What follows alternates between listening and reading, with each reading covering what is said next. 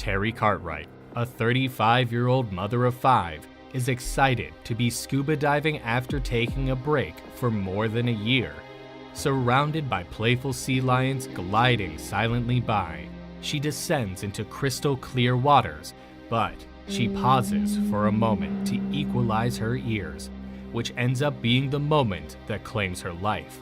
In this video, we will talk about the brutal shark attack on the mother of quadruplets. The story is going to be very interesting, so make sure to watch till the end. This is the horrible shark attack that happened to Terry Cartwright on June 5th, 1993. Along with their 5 children, Ian and Terry Cartwright were getting ready to set sail. Ian was captaining the vessel River Esco for the Australian Maritime College in the Bass Strait, not far from Tasmania's coast. They were on their way to the Baron Joey Seal Convoy on 10th Island, which is an uninhabited granite outcrop that is home to a large breeding colony of Australian sea lions. Each year, up to 400 sea lion pups are born on this island. The region serves as a nature reserve throughout the year, providing visitors with good opportunities for scuba diving and snorkeling. The protection of this ecosystem is vital to marine biodiversity and scientific research. Terry Cartwright collaborated with members of the faculty and staff at the University of Tasmania's Australian Maritime College. Stephen Ears, a marine fisheries lecturer at the college, and Josephine Osborne, a colleague of Ears's, were among the other divers on board the River Esco.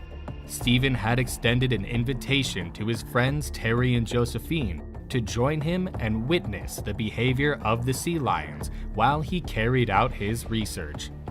Terry was excited to participate in and witness the interactions with the sea lions, which were well known in the region for being very interactive with divers and frequently displaying playfulness and coming very close to the people who were in the water. Terry asked Ian to anchor the boat in a channel on the southern side of the island. Ian motored the boat to the location and then let go of the anchor chain. The depth reader indicated that there were 15 meters below them, and they were approximately 150 meters from the shore. The children of Ian and Terry hung over the edge of the boat as they saw the anchor fall into the water and then vanish into the depths of the still lake. Terry had no trouble with it at all. Terry waited for Stephen and Josephine to put on their equipment before she put on a 2-piece wetsuit. She then pulled the hood up over her head and put on her yellow fins. Stephen helped her pull the yellow air cylinder onto her back, where Terry was waiting to attach the clip.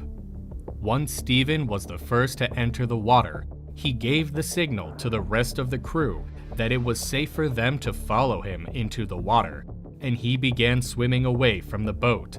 The next person to enter the water was Josephine, came in second, closely followed by Terry. Terry was a skilled scuba diver, but she hadn't been in the water for more than a year. She was thrilled to be back among the marine creatures that she cherished so much after such a long absence. She bobbed a bow on the surface as she tried to fix her regulator and her mask, assuming that Terry was close behind them. After they were in the water, Terry indicated that she was okay, but she was fumbling with her equipment. They started swimming on the surface of the ocean toward 10th Island as Stephen and Josephine did the same thing. Hence, the seals surfaced nearby to interact with them. Their facial hair, including their beards and mustaches, came within a few centimeters of their masks. Stephen ducked his head while he was below in order to avoid being trampled by the sea lions that were swimming up to the divers' feet and then swimming back down again. The water was teeming with activity. It was safer for them to stay together as a group because Terry's husband was falling more and further behind the rest of the group. At last, Terry was able to organize her gear, and as she looked back, she saw her pals approximately 20 meters distant. Despite the fact that she had not been in the water for a considerable amount of time, she swam as fast as she could to catch up.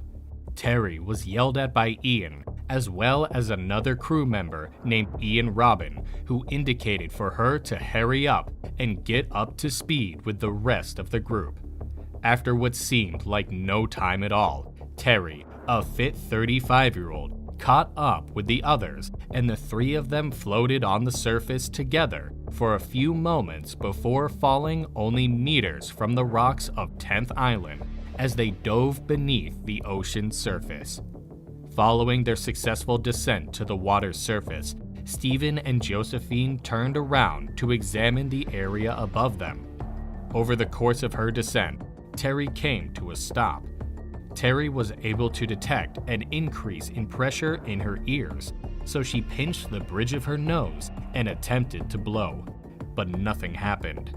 She continued to descend to greater depths, which resulted in the pressure on her ears becoming progressively higher. She exerted a lot of effort in an attempt to balance the pressure in her ears, but when she was abruptly hit by an unbelievable force, it ripped the breath out of her lungs and flung her around in the water.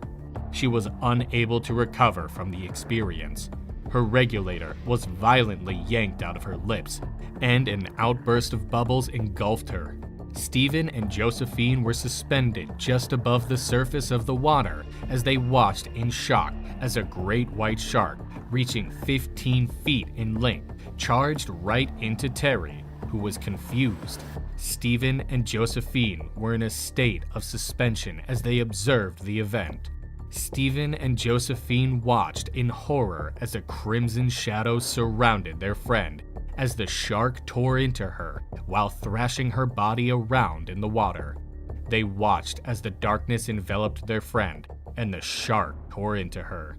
Terry twisted around as the shark continued to charge at her, and its gigantic mouth closed around her midsection.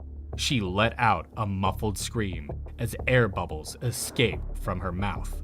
As the sea lions fled and swam away or leaped out of the water onto the island, they hid beneath the submerged rocks and only barely dared to peep over the surface.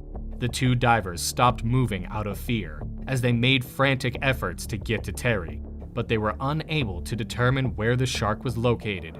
After that, Stephen made the decision to make a sprint towards Terry's lifeless body, and at that very moment, they saw the toothy grin of the shark emerge from the red-stained murkiness. The shark had been responsible for Terry's death. The powerful muscles in its tail allowed it to push itself through the water at a rate of 16 miles per hour.